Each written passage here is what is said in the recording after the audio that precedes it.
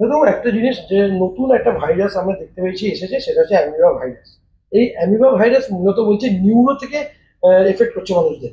কি বলবেন এটা, মানে কি বিষয়টা যদি বলেন? ব্যাপারটা হচ্ছে যে জিনিসটা নিয়ে এত ইয়ে হচ্ছে সেটা basically caused by amoeba. That is not bacteria, that is not virus also.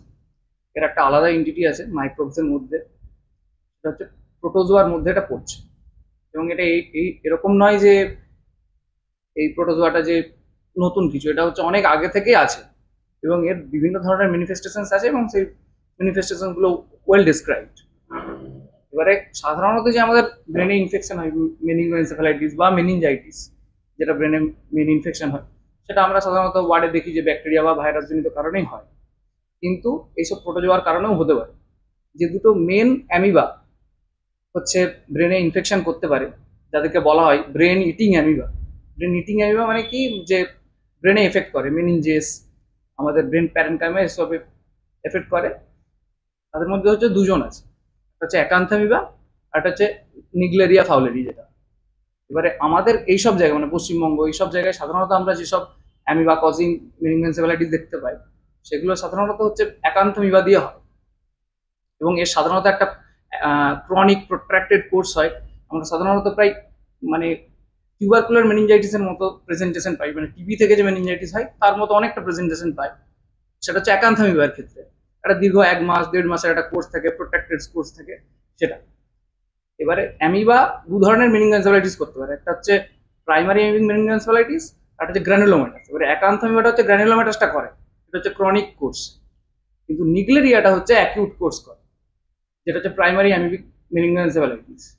এবারে সমস্যাটা কি, যে হচ্ছে দুটোই কিন্তু একদম 80 to 90% মর্টালিটি। এবারে নিগলেরিয়াটা কিন্তু এখানে অতটা কমন নয় এখনো পর্যন্ত। নিগলেরিয়াটা সাধারণত হচ্ছে এই কেরালা সাইডে বেশি পাওয়া যায়, কেরালা পাকিস্তানেও ডকুমেন্টেড আছে।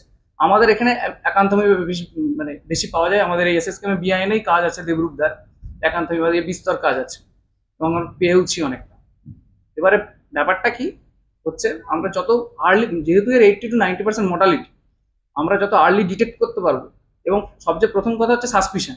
প্রথমে আমাকে আর্লি সাসপেক্ট করতে হবে এবং আর্লি ডিটেক্ট করতে হবে, আর্লি ট্রিটমেন্ট দিতে হবে। তাহলে অনেক ক্ষেত্রে এই রোগ থেকে নিস্তার পাওয়া সম্ভব।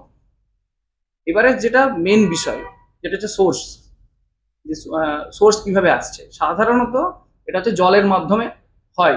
এই ইনফেকশনটা একান্থামিবার ক্ষেত্রে যেটা এখানে পাওয়া যায়, সেটা হচ্ছে ফুসফুস থেকে হয়। জল ফুসফুসে গিয়ে সেই ফুসফুস থেকে রক্তের মাধ্যমে হতে পারে।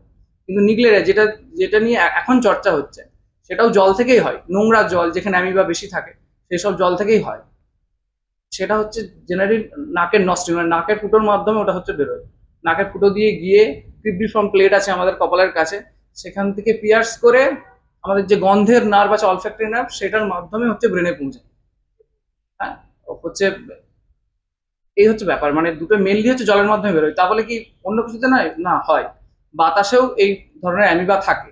এবং কোনো কিছু ক্ষেত্রে যদি ইমিউনো কম্প্রোমাইজড হয়, ইমিউনিটি পাওয়ার যদি কম থাকে, যেটা হচ্ছে জেনারেল ইমিউনো ডেফিসিয়েন্সি ভাইরাসের জন্য হতে পারে, বা যে কোনো ইমিউনো কম্প্রোমাইজ স্টেট হতে পারে, অথবা বাচ্চা বয়স্ক এদের ক্ষেত্রেও হতে পারে।